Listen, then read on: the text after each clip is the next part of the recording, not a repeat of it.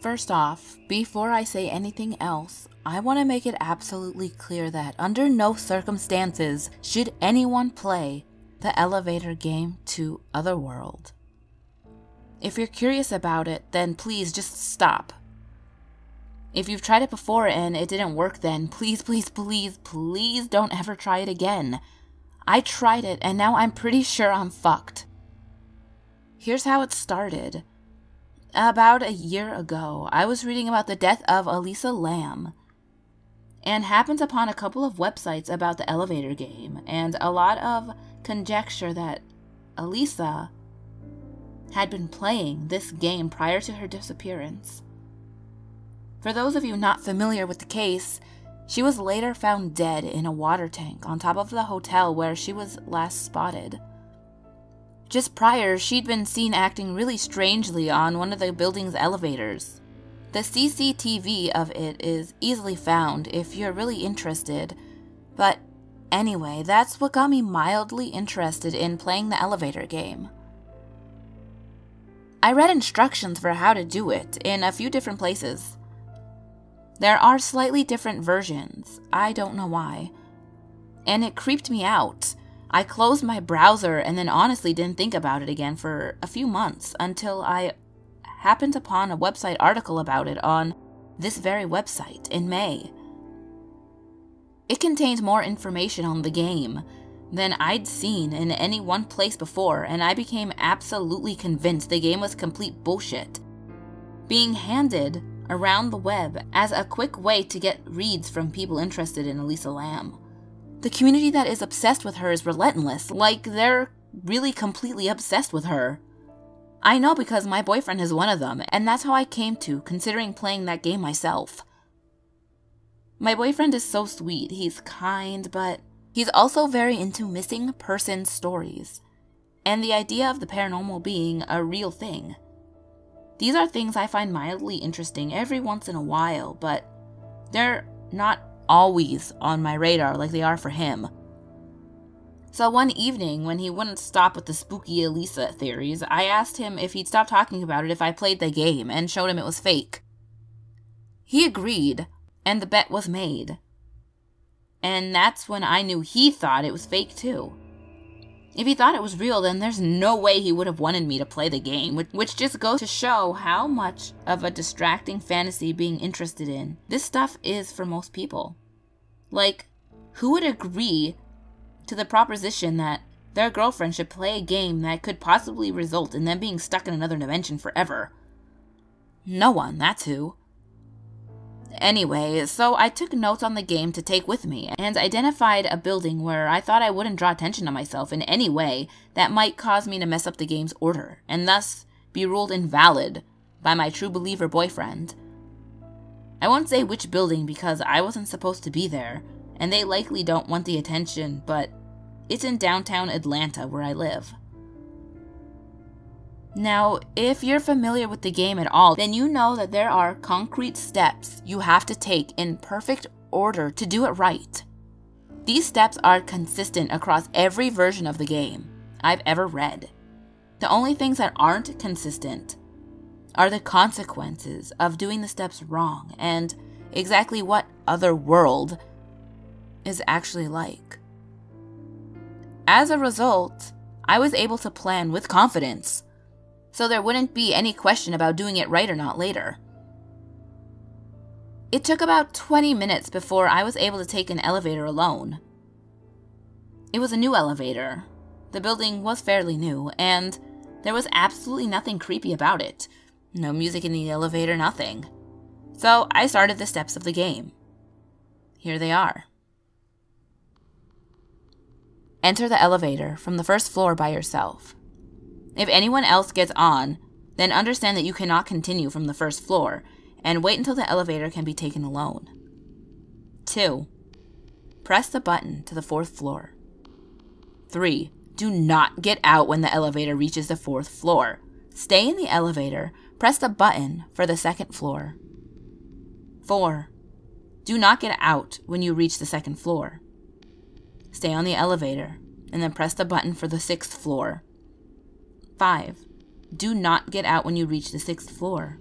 Remain in the elevator and press the button for the second floor. 6. Do not get out when you reach the second floor. Stay in the elevator and press the button for the 10th floor. Some have reported hearing a voice calling them on the second floor during this middle section of the ritual. Do not reply. Do not answer it in any way. 7. Do not get out once you have reached the 10th floor. Stay on and press the button for the 5th floor. Everything was dull up until this point. I didn't hear anything at step 6 when I hit the button to take the elevator to the 10th floor. Then I started to step 8, and I fucked up completely. It has been reported by some that a woman may enter the elevator on the 5th floor. She may appear as a stranger who wishes to engage with you. More importantly, she may appear as someone you know. It is important that you do not acknowledge her in word or glance. If the elevator you are in is reflective, then stare at the floor or the buttons only. A woman did get on at the 5th floor. The problem is that I never had an opportunity to not look at her because I was looking at the lights above the doors telling me which floor I was on.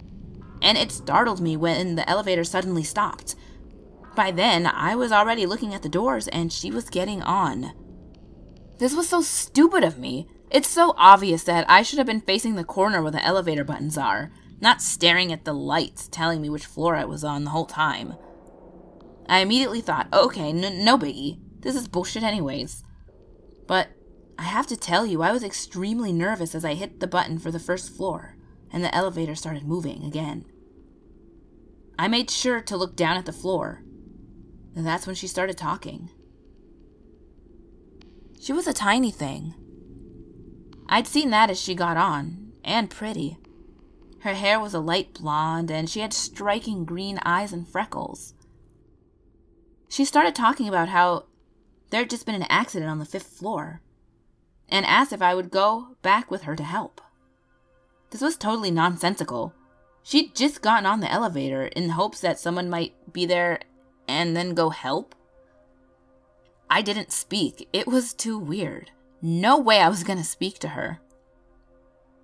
She said it again, and this time she sounded like she was getting angry. Again, I ignored her. The 3rd time was very different. Hey, you fucking cunt, bitch, I'm talking to you, you fucking cunt. Holy shit, I can't tell you how scary that was. The hair on my arms was standing up, and I got that dizzy, confused feeling whenever something seems really and truly dangerous. And you get that first hit of adrenaline. I'm sure I'd moved completely into the corner of the elevator at this point. You know, I was staring at the elevator buttons and wondering what was taking so long to go just 5 short floors. We should have already hit the 1st floor, but we seemed stalled on the 3rd, even though I could still feel the elevator moving. The next thing I know, she'd gone from calling me a cunt to this kind, soft weeping. I would say that it sounded sad or even mournful, but the truth is that it didn't. It sounded despicable and pathetic. I remember it now. The effect that her crying had wasn't to make me want to console her. The effect was that I suddenly found her disgusting. For no reason other than the sound of her crying. I suddenly found myself hating her, and she wouldn't stop crying. I could practically feel her body shuddering. She was crying so hard, and the wet sound, it seemed to fill the elevator, getting louder and louder until I simply couldn't take it anymore. Hatred filled me, and turning around, I yelled, "Shut up!" as I grabbed her by the blonde hair and smashed her head into the elevator door over and over and over again. I couldn't stop myself. Blood splattered across the stream in the elevator door, and still, she kept weeping, the sound raising in pitch and shifting in pattern until it was no longer a cry, but kind of a cackle. She was happy. Oh God, no, I thought. She's happy? This is what she wanted? And like that, I realized that I had not only looked at her when she came through the elevator door, but I had acknowledged her. And worse than that, I had touched her, grabbed her hair, struck her. I had given her what she wanted. And then, Ding! Went the elevator door. We had arrived on floor 1. Turning, the woman's face was no longer that of a pretty young girl, but was contorted in a face of pure pleasure, as if she had been relieved of a burden long carried. And she stepped off the elevator and into the lobby, blocking my exit. The door slammed closed, and the elevator began a rapid ascent. I pressed every button on that elevator's console, trying to stop it, but nothing responded. The buttons were dead.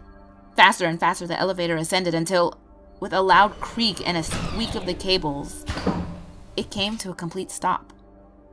The floor indicator light read 10. The doors opened, and nothing.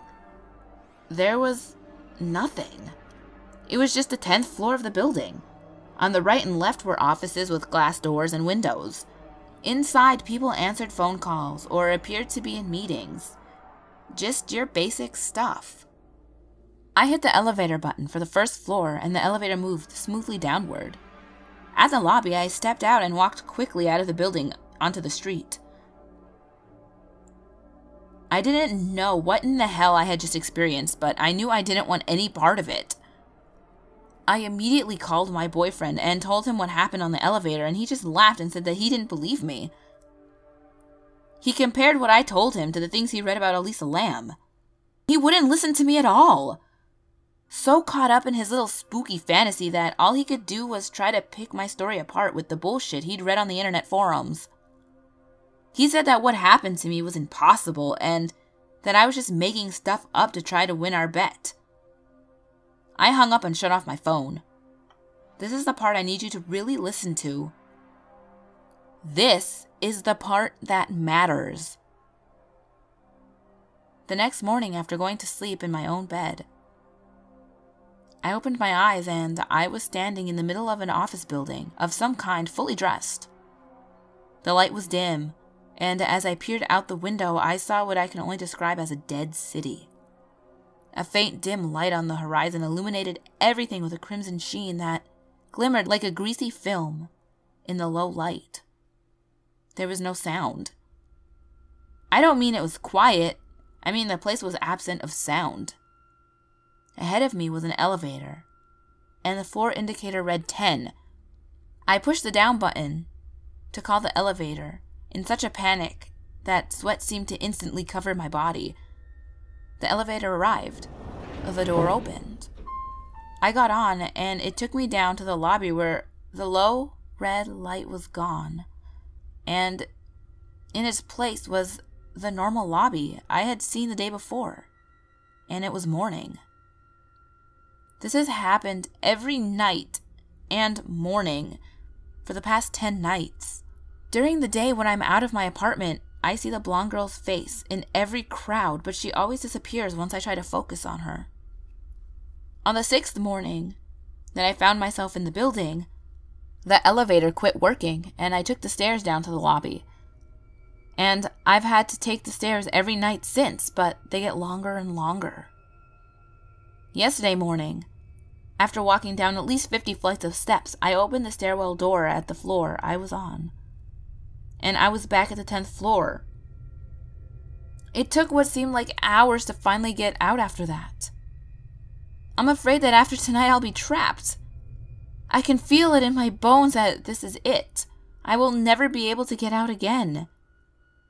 I've been trying to stay awake, but I never can, no matter how much caffeine I've had, or what I'm doing.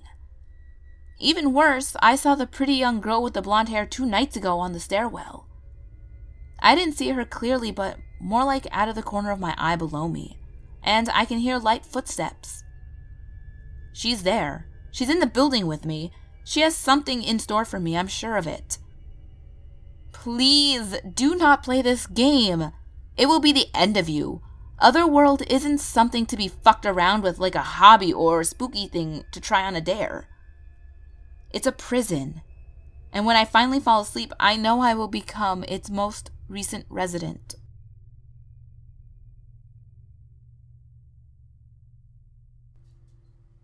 I hope this made up for the lack of video on Friday. I really like this one because I'm really interested in the elevator game, and though I have never tried it, if you want to see someone who did try it, Lupus Creepus tried it like 2 fucking years ago. So, I mean, I'll link the video to it down below. I mean, it's like filmed on like potato camera, but what do you expect for 2014? I mean, really. But yeah, I hope that this made up for it. I really liked it, and I got really into editing it. So hopefully it does make up for the lack of video on Friday, which I feel so bad about. So yeah, how was your New Year's Eve? I guess technically. My New Year's Eve was, I was watching my husband play Final Fantasy, and then I looked at my phone, and it was like 11:48. I was like, hey, we're still awake. Or 11:58.